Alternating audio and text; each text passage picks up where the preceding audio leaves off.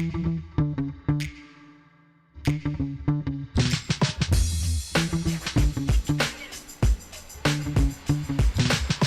to Relationships at Work, the leadership guide to creating a workplace we love. I'm your host, Russel Lolacher, a communications and leadership nerd with a couple of decades of experience and a whole heap load of curiosity on how we can make the workplace a better place. If you're a leader trying to understand and improve your impact on work culture and the employee experience, well, you're in the right place. Every week on the show, I talk with a local or global leader on topics that are here to help us improve the workplace. We've tackled so many topics: negativity, empathy, activism, imposter syndrome, diversity, equity, inclusivity, belonging, mental health. So many topics and so many more to get to. And now, as an added bonus, I'll be sharing an additional episode, a little mini episode, pulled from the pages of our weekly Raw Notes, which comes out every Thursday and you can still subscribe to. This is going to be just a quick, valuable bit of information on top of our regular show to get your mindset tweaked. Look a little differently at things. Look at a little few different angles, perhaps, to set you up for the day, the week, whatever you need. So the Raw Note I'm passing on to you this week is, don't like it? You can leave. The silent version. You've heard this quote before, haven't you? Once or twice? If you don't like it, you can leave.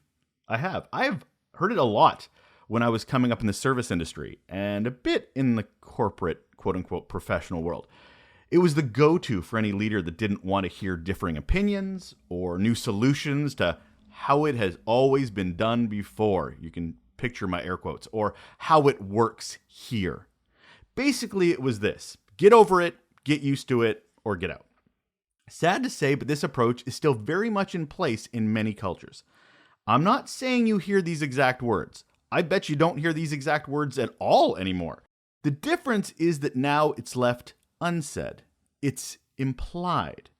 Every time employee ideas to improve bad processes are ignored, every time an employee survey with a horrible result either isn't shared back to those employees, is censored with those results, or is shared but nothing changes. Every time bad behavior from leadership like bullying, ignorance, passive aggressiveness is ignored or tolerated. Every time employees feel fear or intimidated to speak up because there's no psychological safety due to fear of retaliation. If you don't like it, you can leave. They're not saying those words, but their actions sure are. Organizations and leadership are saying that this is the organization. We're not interested in changing it, even if we say we are. Now, your move. Over to you. What are you going to do about it? Well, you can leave. If you don't like it, you can leave.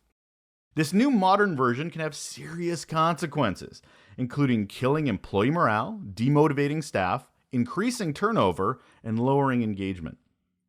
Thankfully, as leaders, we do have some options in influencing the workplace environment for our teams. We don't have to be those type of leaders. We don't have to lead that type of organization. And if you're listening to this, you're one of the ones that really wants to make a difference. We can actually take steps to change all this for our employees and for our culture. So let's start with number 1, fostering open communication. How about encouraging our teams to voice their concerns and feedback without fear? By listening and acknowledging their opinions and ideas and making sure they know that that is valuable, that their feedback, their ability to voice their concerns is very valuable. Even as we as leaders may not agree with it or not, it's still very, very important that they feel safe to even be contrarian or speak truth to power. Number 2, be fair and consistent in everything we do. Maybe implement and enforce policies and procedures that are fair, consistent, and transparent. And equitably across all team members, across the entire organization. And make sure we address any disparities, discrimination, or bias immediately to ensure any fairness. It's the part where we're actually walking the talk. And last, certainly not last, but just last one I want to mention today, drive change. Be a change agent yourself. Demonstrate that if something isn't working, it can be adjusted without repercussions. Involve employees in decision-making processes. Get their input into things that affect their work and the company's direction. Because if they have skin in the game, they'll feel a part of an organization. They'll feel like they are part of the vision, the mission, all the things we talk about. Well, that has to be inclusive as well.